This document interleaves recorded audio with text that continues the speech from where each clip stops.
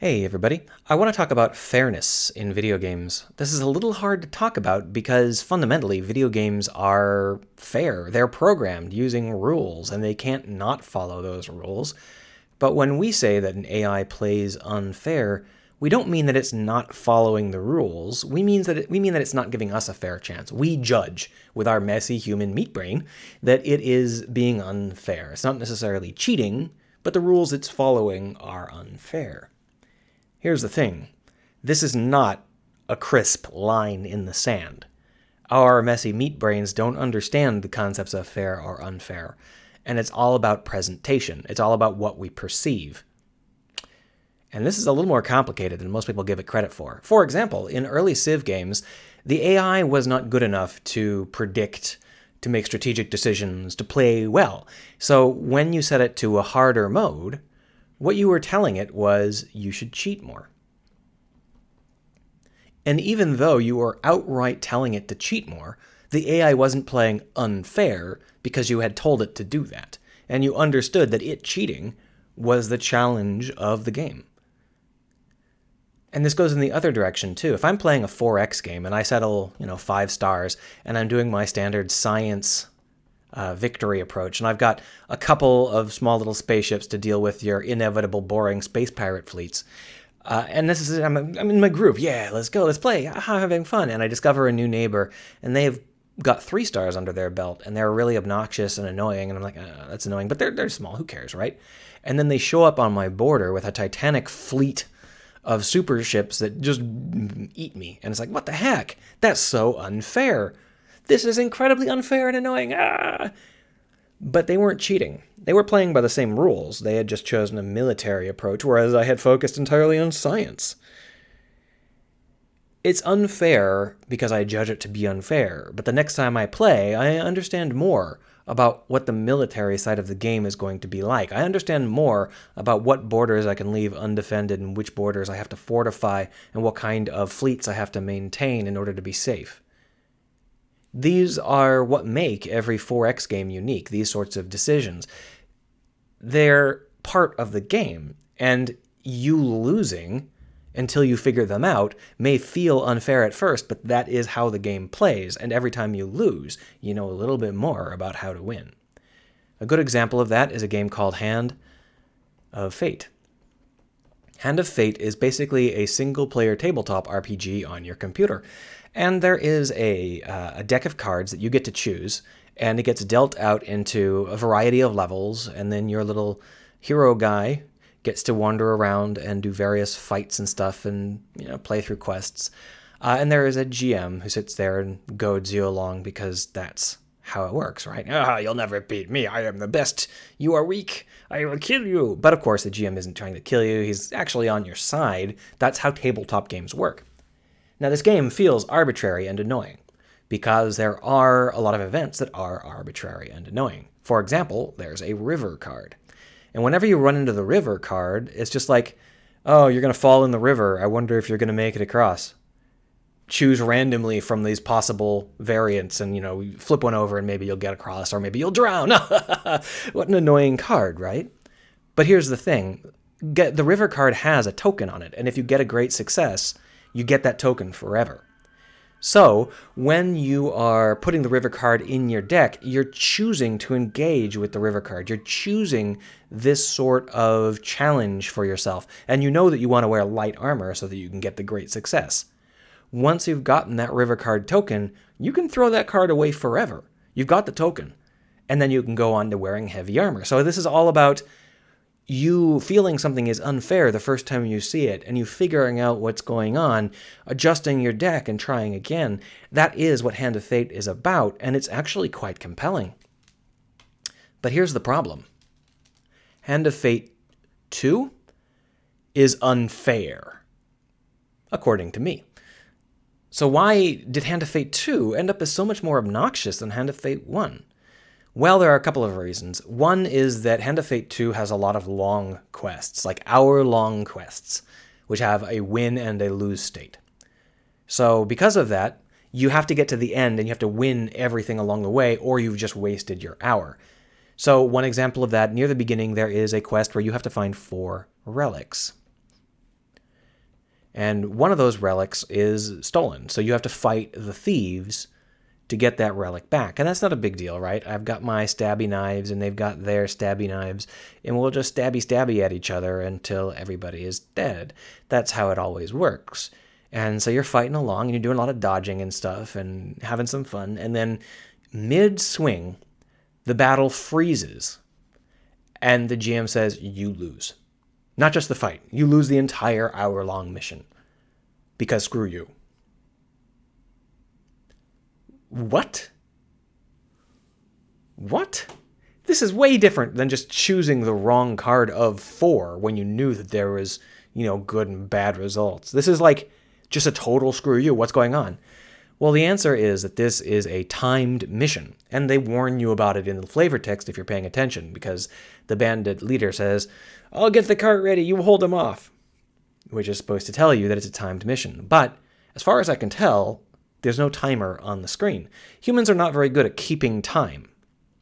That's why every timed mission ever has a timer on the screen where you can watch the sands run out. You can watch the time count down. More than that, though, they also warn you that you have a certain amount of time left every once in a while. You're down to 10 seconds. Now you're down to 9 seconds. Now you're down to 8 seconds, 7 seconds, 6 seconds, 5 seconds, 4 seconds. Oh my God. And that's the point. It gets you pumped. You know that something is happening because you're watching it happen. You're not actually keeping track of the time yourself. You're just aware of the fact that there is a time limit, and you're letting the game tell you when that time limit is running out. That's how everybody does it, because the human brain understands it like this. This is not how Hand of Fate 2 does it. Hand of Fate 2 is just like, oh, your time ran out, screw you. That feels unfair. But there are a lot of factors that make it feel unfair. It's not just that the timed mission is badly represented. There are a lot of factors that combine to make this feel unfair, and they make several of these other missions also feel unfair. A lot of the missions feel unfair. One of those is the fact that we're wagering a lot more than we expected to wager. We've got an hour of our time in this mission. We've spent an hour trying to get this far, and we didn't expect some random encounter timed mission to screw us over. That's just way too much punishment for something we didn't really opt into. And this is also something where the tabletop RPG nature of the game works against it, because in a tabletop RPG, you don't run out of time like that. There is no situation where the GM points to the players and goes, you lose. The rocks fall, everyone dies trope is what you do instead. That's the, we are so sick of playing with you, everybody dies. We're all going to get up from the table. We're all going to stalk away angry as hell. Because that's what you lose means in a tabletop game. It means stop playing. I hate this. So when a tabletop RPG in video game form says, you lose, what I think is, this guy hates me. This guy does not want to be here. This guy does not want to be playing with me. So fine, fuck him.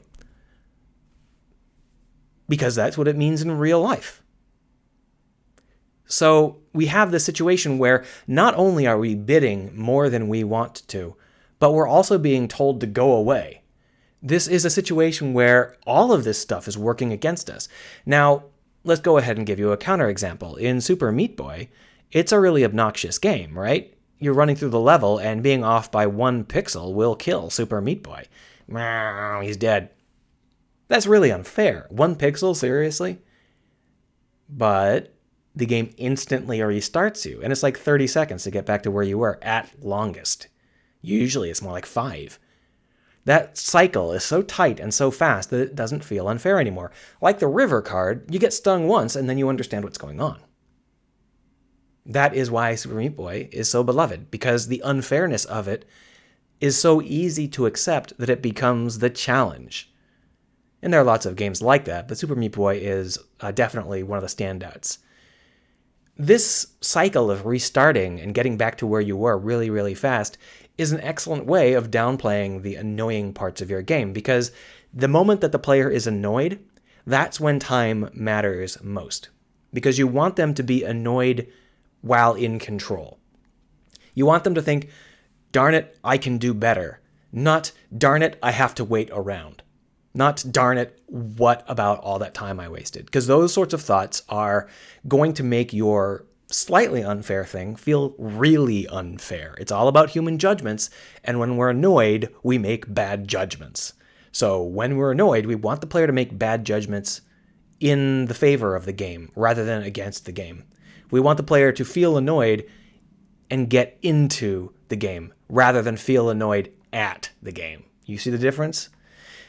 So when we're talking about getting back into the cycle, this is also something that Hand of Fate 2 does really poorly, because when you fail that hour-long mission, you can keep playing, which I understand because there are card missions that you might want to complete. But if you wanted to actually make that mission work out, you have to click on forfeit from this side mission, the sidebar that you pull up.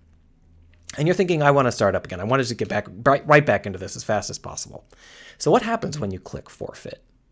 Well, there's a 3-second animation, then there's a 5-second animation, then there's another 3-second, then there's a 4-second animation, and then it pops up a box saying, oh, did you think the fights were too hard? We can put it on easy mode for you. And you're like, fuck you. This is not about the fights. This is about you being unfair. So now you're really annoyed, or at least I am. And you're like, just get past this shit, right? And it's like, okay, fine. We know what you want. You want the world map, right? So let's bring the world map up. Oh yeah, bring the ambient light up, slow animation. Bring the little things up that you can click on nice and slow. Okay, now you clicked on one of them. Let's bring up the mission select screen where you get to choose all of your loadouts and stuff. Yeah, that's all animated. Comes up nice and slow. You click on it. Okay. Now you're back at the table. Fade in the table. And now we'll start laying down the cards nice and slow. One by one. We're going to just talk slowly while this happens. Oh yeah, and then there's a mandatory event that you have to go through at the beginning. It's like, this is the worst thing. I am so annoyed, and it's making me just sit and wait. This is how you don't do it. If Super Meat Boy is an example of how to get an annoyed player to love your game because they're annoyed, this is an excellent example of how to make that annoyance turn against the game and make the players hate the game itself for being annoying. Because it's taking control away from me. It's not letting me put my annoyance into the play of the game. It's just sitting there and wasting my time. And again, this is a matter of bidding more than I was expecting. I didn't go into that fight expecting to have to wait through 35 seconds of just animations and repeated elements that I've seen before over and over and over. So you have to really keep in mind what's at stake here. Is the player going to feel annoyed? If they're going to feel annoyed, make sure they can be annoyed in the game rather than at the game. Don't play incredibly dull animations at them, because that's going to make them more annoyed. Your incredibly dull animations need to be played when they're feeling peaceful and calm and want to be swept away into a land of whimsy and wonder. That's not after you just dicked me over. After you just dicked me over, I want vengeance. I want to try again. And you're not letting me. You're talking about lands of whimsy and wonder. This is not the time. And no one ever goes up to you and says, your game feels unfair because it takes too long to load the level. But you know what? That is literally the number one thing that makes games feel unfair. If it takes me too long to start up again, too long to get back to where I was, that makes any tiny little thing that felt even the slightest bit unfair feel super unfair, because the human brain is a mess. And that's just how it works. Let's talk about another example. Let's say that you're playing XCOM and you've got your soldier. And you're like, I'm a soldier with funny feet. There we are. I'm a soldier and I've got a big gun. I'm going to shoot someone. And there's an alien. I'm an alien. I'm going to take over your mind and make you dance. And you're like, I'm going to shoot that guy. And I got an 80% chance to hit. Bang. Bang. Bang, bang, bang, bang, bang, bang, bang, bang, bang, bang, bang. Bang, bang, bang, bang, bang, bang, bang. Why am I not hitting him? I never hit this guy. With an 80% chance you think I'd hit him. I'm never hitting him. What's going on? Well, of course you're hitting him. You're hitting him 4/5 of the time. But the human brain is a messy ball of meat, and it doesn't really understand concepts like 80%. If you think about how a human brain really perceives something, it's evolved to keep you alive in the wilderness. So if you think about 80% in terms of if you eat these berries 80% of the time you're fine, and 20% of the time they poison you. What's the actual evolutionary response there? It's don't eat those berries. And that's really how the human brain categorizes things. We categorize things as not a chance, dangerous crapshoot, and assured. I'll put a smiley face. This is how we categorize everything in the world, roughly speaking, right? So when we look at something and we say, what's this over here? It says 80 percentage sign. Well, our intellectual brain goes, oh, that's pretty good. But if we actually see something that is 80% chance, we assign it here. That's just how we're evolved. We automatically notice the misses and say those are the things that matter. Rather than the 4 hits, we notice that 1 miss, and we just categorize it into a crapshoot. And we say, oh, this is not working out, don't do it. Well, that's the disconnect. The human brain thinks that 80 percentage sign is good. But the human brain, when we actually see that unfold, thinks that those errors are really bad. And we just weight it wrong in our stupid meat brains, and it comes out feeling unfair.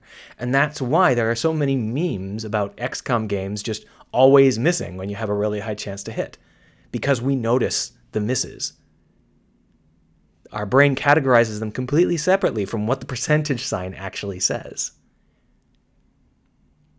And this is another situation where the stupid human meat brain feels that this is unfair. And here's the funny thing.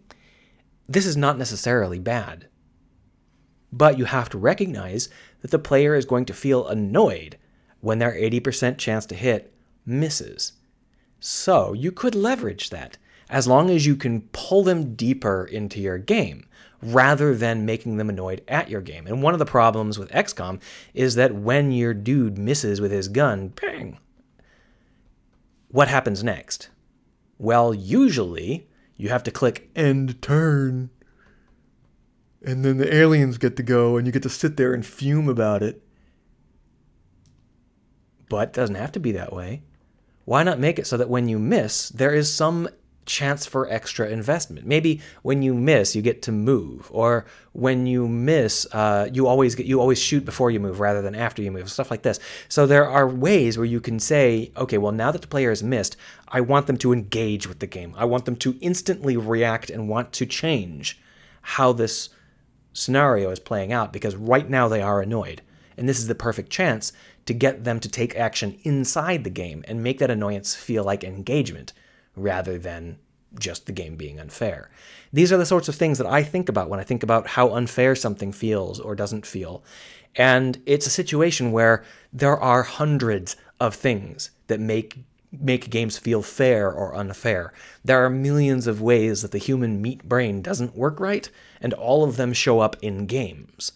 But the number one thing for me, when I'm trying to figure that out, is when the player feels annoyed, I want to use that immediately to pull them deeper into the game. I want to, if they're annoyed, I want them to instantly take action in the game. I don't want them to ever see the game and stop and have to think about it or any of that stuff. I want them to instantly be in control and thinking about what they want to do right now. Because that's the way that a game goes from being annoying to being compelling.